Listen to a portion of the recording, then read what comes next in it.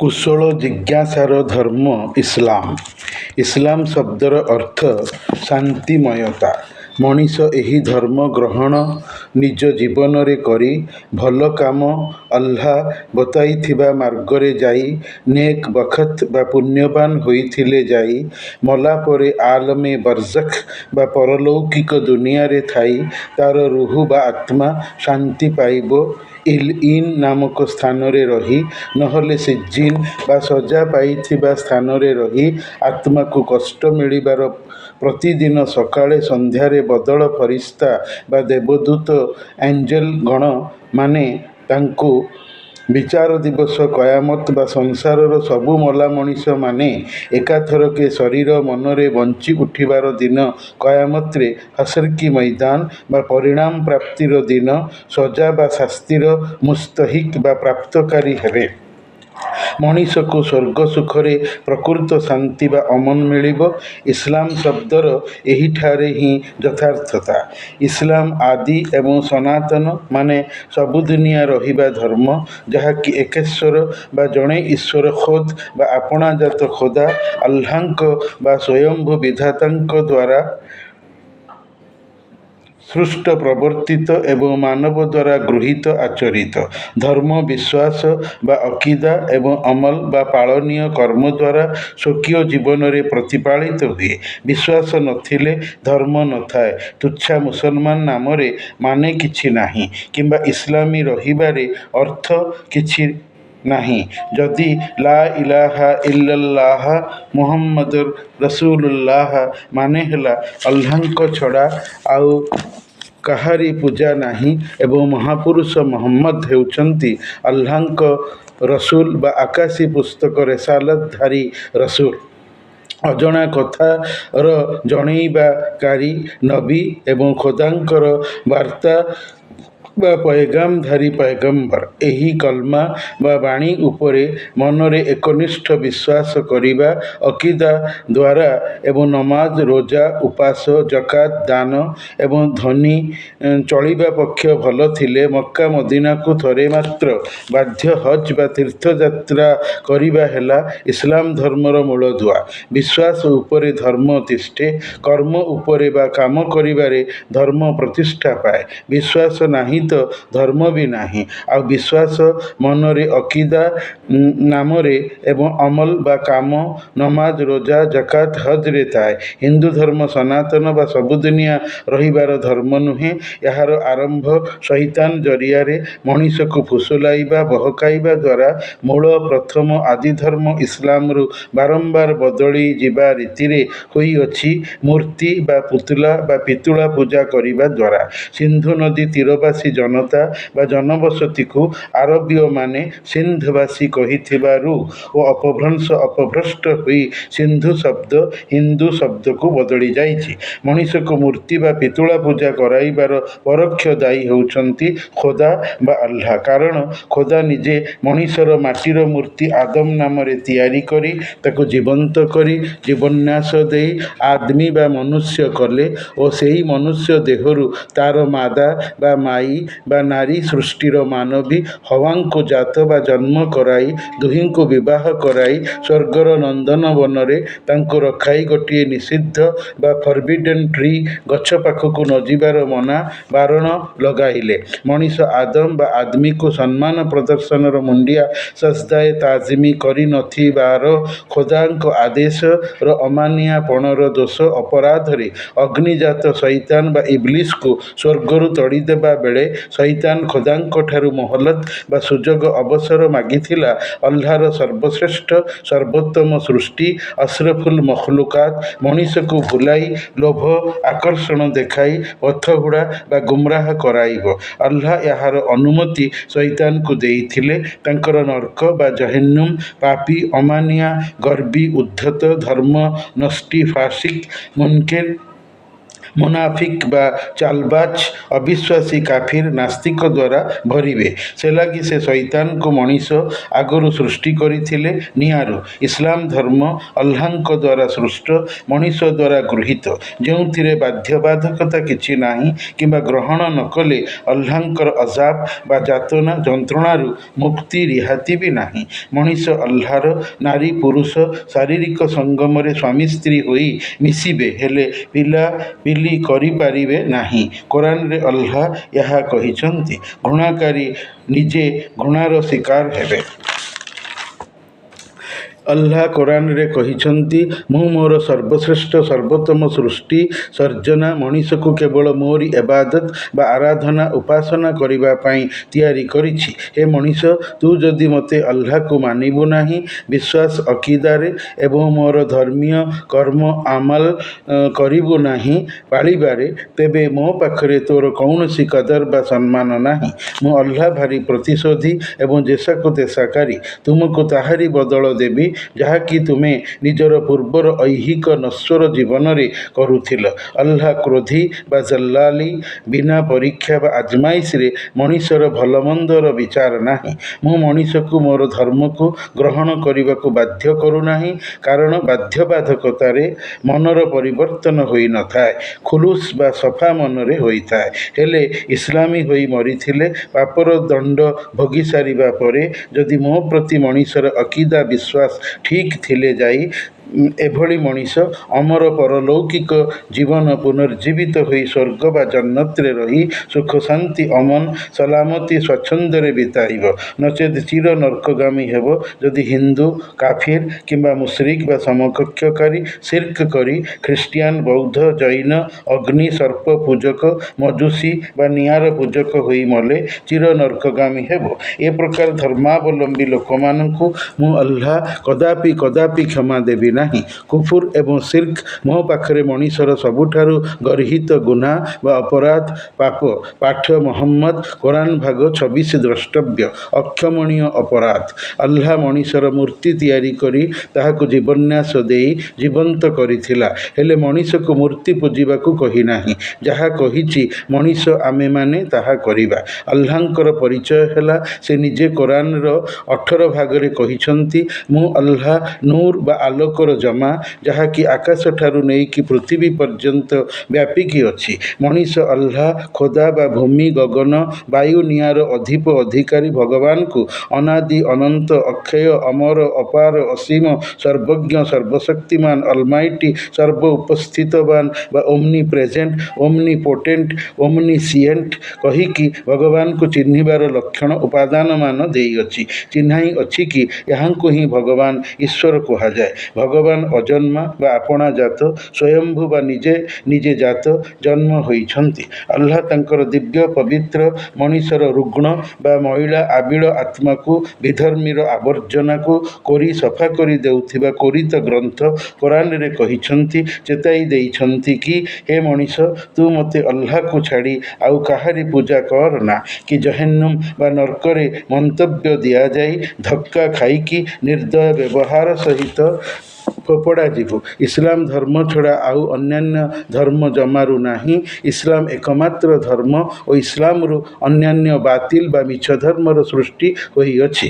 ସେହି ଇସଲାମ ଧର୍ମର ଦ୍ୱାହି ଦେଇ କୋରାନର ଆଲେ ଇମ୍ରାନ ପାଠରେ କହିଛନ୍ତି, ଇନ୍ନା ଦୀନ ଇନ୍ଦଲ୍ଲାହିଲ ଇସଲାମ, ଅର୍ଥାତ୍ ଅଲ୍ଲାହଙ୍କ ପାଖରେ ଇସଲାମ ହିଁ ଧର୍ମ। ମଣିଷକୁ ତାର ମଲା ପରେ ଶରୀର ମନରେ ପୁଣି ଥରେ ବଞ୍ଚିବାର ପ୍ରମାଣ ଦେଇ କହିଛନ୍ତି, ଇନ୍ନା ନହିନୁ ନୁହିୟଲ ମୌତା, ଅର୍ଥାତ୍ ନିଃସନ୍ଦେହତଃ ଆମ୍ଭେ ଅଲ୍ଲାହ ମୃତକଙ୍କୁ ଜୀବନ୍ତ କରିବୁ। ପୁଣି ତାହା ପାଠରେ କହିଛନ୍ତି, ମିନହା ଖଲକ୍ନାକୁମ୍ ଓଫିହା ନୁଇଦୁକୁମ୍ ଓମିନହା ନୁଖରିଜୁକୁମ୍ ତାରତନ୍ ଉଖରା। ଓଡ଼ିଆ ଅର୍ଥ ହେଲା, ଆମ୍ଭେ ମଣିଷକୁ ମାଟିରୁ ହିଁ ତିଆରି କରିଛୁ, ସେହିଥିରେ ତାକୁ ମୃତ୍ୟୁ ପରେ କବର ଦେଇ ନେଇଯିବୁ ଏବଂ ସେଥିରୁ ତାକୁ ଦ୍ୱିତୀୟ ଥର କୟାମତରେ ବାହାର କରାଇବୁ। କୋରାନ ଭାଗ 16। ପୈଗମ୍ବର ଇବ୍ରାହିମ୍ ଯେତେବେଳେ ମେସୋପୋଟାମିଆ ସଭ୍ୟତାର ବାବିଲୋନ ବା କୋରାନ ନାମ ବିବାବିଲା ସହରରେ ଥିଲେ, ସେତେବେଳେ ବାବିଲୋନ ସଭ୍ୟତାର ପୂଜାସ୍ଥଳ ଜିଗୁରାତ ବା ଜିଆରତ ପୀଠସ୍ଥଳ ଭ୍ରମଣରେ ଥିବା କିଛି ସେ ସମୟର ଲୋକଙ୍କର ଅବିଶ୍ୱାସ ସମକକ୍ଷକାରିତାର ପ୍ରତିମା ମୂର୍ତ୍ତିମାନଙ୍କୁ କୁରାଢ଼ୀରେ ଭାଙ୍ଗିଥିଲେ। କୋରାନ ଭାଗ 17 ଦ୍ରଷ୍ଟବ୍ୟ।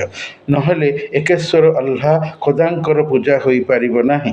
ଇବ୍ରାହିମଙ୍କ ବାପା ଆଜର ନାମକ ବ୍ୟକ୍ତି ବି କାଫିର ବା ଅଲ୍ଲାହଙ୍କ ଅବିଶ୍ୱାସୀ ଥିଲେ। ଇବ୍ରାହିମ ଯେବେ ତାଙ୍କ ବାପାଙ୍କ ମୂର୍ତ୍ତି ପୂଜା ନ କରିବାକୁ କହିଲେ, ବାପା ଆଜର କହିଲେ, ହେ ଇବ୍ରାହିମ, ତୁ ମୋ ଆଖି ସାମ୍ନାରୁ ଚାଲିଯା, ନହେଲେ ତୋତେ ପଥର ପିଟି ବା ସଂସାର କରି ମାରିଦେବି। ଇବ୍ରାହିମ କହିଥିଲେ, ହେ ମୋର ବାପା, ମୁଁ ତୋ ପାଇଁକି ଅଲ୍ଲାହଙ୍କ ପାଖରେ ଦୁଆ ବା ମାଗୁଣି କରିବି କି ସେ ତୋତେ ସଦ୍ବୁଦ୍ଧି ଦିଅନ୍ତୁ। ବାସ୍ ତୋତେ ସଲାମ କହି ବାପାଙ୍କଠାରୁ ଦଫା ବା ଦୂରେଇ ଯାଇଥିଲେ। ପୁଣି କୋରାନର ନୁହୁ ପାଠରେ ଅଲ୍ଲାହ ଓହି ବା ଦୈବବାଣୀ ଦେଇ କହିଛନ୍ତି, ପୈଗମ୍ବର ନୁହୁ, ଯିଏକି କୋରାନର କଥିତ ବାକ୍ୟ ଅନୁସାରେ 950 ବର୍ଷ ବୟସ ବଞ୍ଚିଥିଲେ, ସେ ନିଜେ ପୈଗମ୍ବର ଥିଲେ ମଧ୍ୟ ତାଙ୍କ ପୁଅ ଏବଂ ପତ୍ନୀକୁ ଇସଲାମରେ ମିଶାଇ ପାରିନଥିଲେ। ଅଲ୍ଲାହଙ୍କୁ ନୁହୁ କହିଥିଲେ, ହେ ମୋର ପ୍ରଭୁ ଆକା ବା ମାଲିକ, ମୁଁ ଲୋକଙ୍କୁ ଦିନରାତି ମୁସଲମାନ ହେବାକୁ ପୈଗାମ ବା ବାର୍ତ୍ତା ଦେଲି, ହେଲେ ଖୁବ୍ ଅଳ୍ପ ଲୋକ ମୁସଲମାନ ହେଲେ। ଯେବେ ମୁଁ ଲୋକଙ୍କୁ କହିଲି, ସେମାନେ ନିଜ କାନରେ ଆଙ୍ଗୁଠି ଗେଞ୍ଜିଲେ, ଚାଦରରେ ନିଜକୁ ଘୋଡ଼ାଇ ଦେଲେ, ମୋ କଥା ଶୁଣିଲେ ନାହିଁ, ଅବଜ୍ଞା ହେୟ ଜ୍ଞାନ କଲେ, ଆଉ କହିଲେ, ଜମାରୁ ପୂଜା ଛାଡ଼ନା ସେହିସବୁ ମୂର୍ତ୍ତିମାନଙ୍କର ଯଥା ବଦ୍, ସୁବା, ୟଗୁସ୍, ୟଉକ୍, ନସରଙ୍କୁ ଯାହାର ନାମ ରଖିଥିଲେ। ତେଣୁ ତୁ ଅଲ୍ଲାହ ଏମାନଙ୍କୁ ଧ୍ୱଂସ ବା ତବାହ କରିଦେ, ଦୁନିଆରେ ବଞ୍ଚାଇକି ରଖନା। ଅଲ୍ଲାହ କହିଲେ, ପ୍ରଚଣ୍ଡ ବନ୍ୟା ବିତ୍ପାତ କରାଇ ସେମାନଙ୍କୁ ମାରିଦେବି, ଯେଉଁଥିରେ ତୋର ପୁଅ ବି ଯିବ। ତୁ ମୋ ଆଗରେ ଏକ ନୌକା ତିଆରି କରି ନିଜେ ଓ ନିଜ ଅନୁଗାମୀଙ୍କୁ ସେଥିରେ ବସା, ରକ୍ଷା ପାଇବୁ। ନାଦାନ ଅଜ୍ଞ ମୂଢ଼ ହୁଅନା। ଅଗତ୍ୟା ନୁହୁ ଏକ ଡଙ୍ଗା ତିଆରି ଜନବସତି କମ୍ ବା ଗୋଷ୍ଠୀଠାରୁ ଅଲଗା ହୋଇଗଲେ। ସୈଲାବ ବା ବନ୍ୟା ବିତ୍ପାତ 7 ଦିନ 7 ରାତି ଆସି ନୁହୁଙ୍କ ସଭ୍ୟତା ବରବାଦ ହୋଇଗଲା। କୋରାନ ଦେଖନ୍ତୁ, ଅଲ୍ଲାହ ଯୋଉଠି ମାନବ ବଂଶଧରଙ୍କର ଅମାନିଆପଣ ବା ମୁନକିର ବା କପଟିଆ ମୁନାଫିକ ଆଚରଣ ଦେଖିଛନ୍ତି, ସେହିସବୁ ସହର ବା ମାନବୀୟ ଜନବସତିକୁ ତବାହ ବା ବରବାଦ କରାଇ ଦେଇଥିବାର ବିବରଣୀ କୋରାନରେ ଦେଇ ଛାଡ଼ିଛନ୍ତି। ସମୟକ୍ରମେ ପରବର୍ତ୍ତୀ ମାନବ ବଂଶଧର ଆଲେଙ୍କର ଶିକ୍ଷା ପାଇଁ। ଦେଖିଲେ ଜାଣିଲେ ତ ମଣିଷ ଡରିବ, ଚେତିବ, ସତର୍କ ସଚେତନ ସାବଧାନ ହେବ, ଯଦି ବିବେକୀ ବୁଦ୍ଧିମାନ ହୋଇଥାଏ। ହେଲେ ଅବୁଝା ଲୋକ ଖାଏ ଛତର ବୋଲି କଥା ଅଛି। କୋରାନ ସମ୍ବନ୍ଧରେ ମହମ୍ମଦ ଯଦି ଗୋଟିଏ କଥା ମନଗଠିତ କରି କପୋଳକଳ୍ପିତ ରୀତିରେ କହିଥାନ୍ତେ, ତେବେ ସେଇଠି ସାଙ୍ଗେ ସାଙ୍ଗେ ମୁଁ ଅଲ୍ଲାହ ମହମ୍ମଦଙ୍କର ଗଳା ବେକକୁ କାଟି ଦେଇଥାନ୍ତି। ପାଠ ହାକା 29 ଭାଗ ଦେଖନ୍ତୁ। ମହମ୍ମଦ ଠିକ୍ ଠିକ୍ କହୁଛନ୍ତି, ଯେମିତି ତାଙ୍କୁ କହିବା ପାଇଁ ଆଦେଶିତ କରାଯାଇଅଛି। ମୋବାଇଲରେ ମିଳୁଥିବା କୋରାନର ଅନୁବାଦ ଶୁଣି ଅମାନିଆ ବିଦ୍ୱେଷୀ ମଣିଷ ମଲା ପୂର୍ବରୁ ମୁସଲମାନ ହୋଇଯାଉ, ରାହତ ବା ମୁକ୍ତି ପାଇବ, ନହେଲେ ନର୍କଗାମୀ ସୁନିଶ୍ଚିତ। କୋରାନର କାଫ୍ ପାଠରେ ଧମକ ଦେଇ ଖୋଦା ଏହା କହିଛନ୍ତି, ଦେଖିପାରନ୍ତି, ଅଲ୍ଲାହଙ୍କୁ ଛାଡ଼ି ଦ୍ୱିତୀୟ ଖୋଦା ମାବୁଦ ଉପାସ୍ୟ ପୂଜନା କି ତୁମେମାନେ ନର୍କରେ ଫୋପାଡ଼ି ଦିଆଯିବ। ହେ ମଣିଷ, ତୁମର ଏ ଧର୍ମ ଗୋଟିଏ ଧର୍ମ, ଆଉ ମୁଁ ଅଲ୍ଲାହ ହେଉଛି ତୁମମାନଙ୍କର ଏକମାତ୍ର ଉପାସ୍ୟ। ଫେର ତୁ ମଣିଷ କୁଆଡ଼େ ମୁହଁ ବୁଲାଇ ଚାଲିଯାଉଛୁ? ଯଦି ମୋର ଅଲ୍ଲାହର ପାଖରେ ସବୁକିଛି ଘଟିବାର ଏକ ନିର୍ଦ୍ଦିଷ୍ଟ ନିରୂପିତ ସମୟକ୍ଷଣ ନଥାନ୍ତା, ତେବେ ତ ମଣିଷ ପାଖକୁ ଝଟ୍ ଅଜାବ ଆସିଯାନ୍ତା। ଆସିବ ସେତିକିବେଳେ ଯେତେବେଳେ କି ମଣିଷ ଅସତର୍କ ଥିବ। ଅବିଶ୍ୱାସୀମାନଙ୍କୁ ମୁକ୍ତି ନାହିଁ, ଛାଡ଼ିବି ବି ନାହିଁ। ଅଲ୍ଲାହ ବଦଲା ନେବାରେ ଏକମାତ୍ର ବିଜୟୀ। ମଣିଷ ଅଲ୍ଲାହ ଭଳିଆ ପ୍ରତିଶୋଧ ନେଇପାରିବ ନାହିଁ। ହେ ମଣିଷ, ଯଦି ତୋର କୋରାନର ସମ୍ବନ୍ଧରେ ସନ୍ଦେହ ଆସୁଛି, ତେବେ କୋରାନ ଭଳିଆ ଗୋଟିଏ ଗ୍ରନ୍ଥ ନେଇ ଆସ ତ ଦେଖି। ମୁଁ ବାଜି ମାରି କହିଦେଉଛି କି ମଣିଷ କୋରାନ ଭଳିଆ ଗ୍ରନ୍ଥଟିଏ ଆଣିପାରିବ ନାହିଁ। ଅଗତ୍ୟା ଡରୁ ସେଇ ନିଆଁକୁ, ଯାହାର ଇନ୍ଧନ ମଣିଷ ଓ ପଥର ଅଛନ୍ତି ତିଆରି କରିକି ରଖିଛି ଅବିଶ୍ୱାସୀ କାଫିର ମଣିଷମାନଙ୍କ ପାଇଁ। ନେଇଥିଲେ ଫେର ସେଇ ପ୍ରତିଶୋଧ ହାବୁଡ଼ରେ ନିଜେ ପଡ଼ିଯିବ। ମୁଁ ଅଲ୍ଲାହ ମଣିଷ ଉପରେ ଅତ୍ୟାଚାର ବା ଜୁଲୁମ କରିନଥାଏ। ଓଲଟି ମଣିଷ ମୋର କଥାମାନଙ୍କୁ ନ ମାନି ନିଜ ଉପରେ ଅଯଥା ଅତ୍ୟାଚାର କରୁଛି, ଜାଲିମ ହେଉଛି, ମୋର ଧର୍ମରେ କପଟ ଆଚରଣ ଦେଖାଉଅଛି। ଆଲ୍ଲାହଠାରୁ ସାମାନ୍ୟତମ କିଛି ବି ଗାଏବ ହୋଇ ନଥାଏ, ହଜି ନଥାଏ ଆକାଶରୁ ନତୁବା ପୃଥିବୀରୁ। ଆଲ୍ଲାହ ପ୍ରତି ସୂକ୍ଷ୍ମତାକୁ ଜାଣୁଥିବା ସତର୍କୀୟ ସାବଧାନୀ। କୁଲ୍ଲୁ ନଫ୍ସିନ୍ ଜାଏକାତୁଲ୍ ମୌତ୍, ଅର୍ଥାତ୍ ପ୍ରତ୍ୟେକ ଜୀବଙ୍କୁ ମୃତ୍ୟୁ ସ୍ୱାଦ ଚାଖିବାକୁ ଅଛି। କି କେମିତି ମରିବ ମୋତେ ଆଲ୍ଲାହ ସବୁ ଜଣାଅଛି। ଆଲ୍ଲାହ ସବୁ କିଛି କରିବା ମୋର ଆଲ୍ଲାହର ପକ୍ଷେ ପୂରାପୂରି ସହଜ। ଗୋଟିଏ ଶବ୍ଦ କୁନ୍ ଫୟକୁନ୍ କହିଦେଲେ ସବୁ କିଛି ହୋଇଯାଏ। ଏହି ଶବ୍ଦର ମାନେ ହେଲା ହୁଅ ବା ହୋଇଯା। ଧର୍ମରେ ବିଶ୍ୱାସଘାତକତା ବା ସିତମଗାର ସ୍ୱଭାବ ଯାହାକି ମନ୍ଦ ହୋଇଥାଏ, ଆଲ୍ଲାହ ପସନ୍ଦ କରିନଥାନ୍ତି। ସେ ନିଜେ କୋରାନରେ କହିଛନ୍ତି, ଆମ୍ଭେ ଆଲ୍ଲାହ ମାନବ ବସତିଯୁକ୍ତ ସହରକୁ ସେ ପର୍ଯ୍ୟନ୍ତ ଧ୍ୱଂସ ବା ହଲାକ କରି ନଥାଉ ଯେପର୍ଯ୍ୟନ୍ତ ସେଥିର ବାସ କରୁଥିବା ବାସିନ୍ଦା ଆମ ପ୍ରତି ସିତମଗାର ବା ବିଶ୍ୱାସଘାତକ ନ ହୋଇଛନ୍ତି। ବିଶ୍ୱାସଘାତକ ହୋଇଗଲେ କଥା ସରିଯାଏ ତ ଆମେ ତାହାକୁ ତବାହ ବା ବରବାଦ କରି ଦେଇଥାଉ। ଏମିତି କେତେ କେତେ ମାନବ ବସତିଯୁକ୍ତ ସହରକୁ ନୂହଙ୍କ ପରେ ଧ୍ୱଂସ କରି ଦେଇଅଛୁ। ଆଉ ଯାହାକୁ ଧ୍ୱଂସ କରି ଦେଇଅଛୁ ସେମାନେ କେବେ ଆଉ ଥରେ ପ୍ରତ୍ୟାବର୍ତ୍ତନ କରିବେ ନାହିଁ, ଫେରି ଆସିବେ ନାହିଁ। ଯିଏ ଦଗାବାଜ ବା ଠକ ତାଙ୍କୁ ଏକ ଲମ୍ବା ସ୍ୱାଧୀନତା ଦେଇ ହଠାତ୍ ଧରିଥାଏ, ଆଗାମୀରେ ଧରିବି। ଯେଉଁମାନେ ମନ୍ଦ କାମ କରୁଛନ୍ତି ସେମାନଙ୍କୁ ସାଙ୍ଗେ ସାଙ୍ଗେ ନ ଧରିବାର କାରଣ ହେଲା ସେମାନେ ଅଧିକ ଏଇଭଳିଆ ମନ୍ଦ କାମ କରନ୍ତୁ। ଲୋକେ ଏମିତି ନ ଭାବନ୍ତୁ କି ଆଲ୍ଲାହ ଜାଣୁନାହିଁ ବା ବେଖିଆଲ ଅଛି। ମୋର ଆଲ୍ଲାହର ସବୁ କାମ ସମୟ ନିରୂପିତ। ସେ ସମୟ ଆସିଗଲେ ଘଟିବାରେ ଜମାରୁ ଆଗପଛ ହେବ ନାହିଁ। ତେଣୁ ମଣିଷ ଯାହା କରୁଛି କରିଯାଉ, ଶେଷରେ ମରିକି ମୋ ପାଖକୁ ଆସିଯିବ। ଯେଉଁ ମଣିଷ ତାର ପୂର୍ବ ଜୀବନରେ ଅଜ୍ଞ ଅନ୍ଧ ରହିଲା, ସେଇ ମଣିଷ ତାର ମୃତ୍ୟୁ ପରବର୍ତ୍ତୀ ଅମର ଅନନ୍ତ ଜୀବନରେ ବି ଅନ୍ଧ ରହିବ, ଅପିତୁ ଅଧିକ ପଥଭ୍ରାନ୍ତ।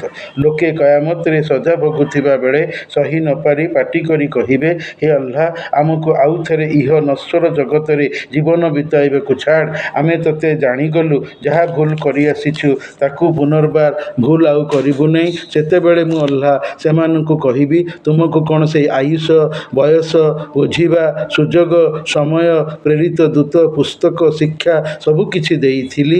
ଯାହାକୁ ସୁଧୁରିବା କଥା ସୁଧୁରି ଯାଇଥାନ୍ତ। ଏଠି ଆସି ଅଭିଯୋଗ କଲେ, ଝଗଡ଼ା କଲେ ଆଉ ଶୁଣିବି ନାହିଁ। ପଡ଼ିଥା ସେମିତି ମୋ ସହିତ କଥା କୁହନା। ମଣିଷକୁ ମୃତ୍ୟୁ ଦେଇଥାଏ ମୌତ୍ କା ଫରିସ୍ତା ବା ମଲେକୁଲ ମୌତ୍, ଯାହାଙ୍କ ନାମ ଇଜ୍ରାଇଲ୍। ପୁଣି ମୃତକମାନେ ନିଜର ରବ୍ ବା ପ୍ରଭୁଙ୍କ ପାଖକୁ ଆସିଯାଆନ୍ତି। କୟାମତ ପର୍ଯ୍ୟନ୍ତ ରହିଥିବା ପ୍ରତିବନ୍ଧକକୁ ଟପିଯାଇ ସେମାନେ ନଶ୍ୱର ଜଗତକୁ ଆଉ ଥରେ ଯାଇପାରିବେ ନାହିଁ, ଯାହାକି ଏକ ଆଡ଼ ବା ବାଡ଼। ମଣିଷମାନଙ୍କ ଭିତରୁ କାମ କରିବା ଦୃଷ୍ଟିରୁ କିଏ ଭଲ ଅଛି ତାହା ଜାଣିବା ପାଇଁ ମୁଁ ଆଲ୍ଲାହ ମୃତ୍ୟୁ ଓ ଜୀବନକୁ ରଖିଛି। ପ୍ରଥମେ ମୃତ୍ୟୁ ସ୍ଥିର କରିକି ତାପରେ ଜୀବନକୁ ମଣିଷର ମା ପେଟର ପିଣ୍ଡରେ ମୁଁ ଦେଇଥାଏ। ପାଠକ ମୁଲ୍କ କୋରାନ ଭାଗ 29। ମଣିଷର ଗର୍ବ, ଅହମିକା, ଫୁଟାଣି, ବାହାସ୍ପଟ ମୋତେ ଆଲ୍ଲାହକୁ ଭଲ ଲାଗିନଥାଏ। ଧୈର୍ଯ୍ୟର ସହିତ ଆଗତ ଚରମ ସମୟର ଅପେକ୍ଷାରେ ଗଛର ପତ୍ର ଦୋହଲିବାକୁ ବି ମୁଁ ଆଲ୍ଲାହ ଜାଣେ। ମଣିଷ ନିଜକୁ ଧନୀ ବା ଥିଲାବାଲା ନ ମନେ କରୁ। କେହି ମଣିଷ ଜାଣିନାହିଁ ସେ କୋଉଠି କେତେବେଳେ କେଉଁଥିରେ ମରିବ ଆଉ କୋଉଠି ସମର୍ପିତ ହେବ, ଜାଣେ କେବଳ ଆଲ୍ଲାହ। ହେ ମଣିଷ, ତୁ ଯେଉଁ ମିଛରେ ମୂର୍ତ୍ତିମାନଙ୍କୁ ମାବୁଦ ବନାଇ ଆସନ ପାତି ଚକା ପକାଇ ପୂଜୁଛୁ, ଆଗାମୀକାଲି କୟାମତରେ ମୁଁ ଆଲ୍ଲାହ ସେମାନଙ୍କୁ ଜୀବନ୍ତ କରି ପଚାରିବି, ସମକକ୍ଷକାରୀ ମୁଶ୍ରିକଗଣ ତୁମମାନଙ୍କୁ କ'ଣ ପୂଜା କରୁଥିଲେ? ସେମାନେ ଉତ୍ତର ଦେଇ କହିବେ, ଆମକୁ ସେମାନଙ୍କର ପୂଜା କରିବାର ଖବର ଜଣାନଥିଲା। ଏବେଠୁ ଭାବ ସେବେ ତୁମ ଅବସ୍ଥା କେମିତି ହେବ। କେତେ ଦୁର୍ବଳ ସେମାନେ ଏବଂ ସେମାନଙ୍କୁ ପୂଜା କରିବା ବାଲା। ମାଛିଟିଏ ତଡ଼ିବାର କ୍ଷମତା ଯାହାର ନାହିଁ, ସେମାନେ ପୁଣି ମଣିଷର ମାବୁଦ ହୋଇଛନ୍ତି।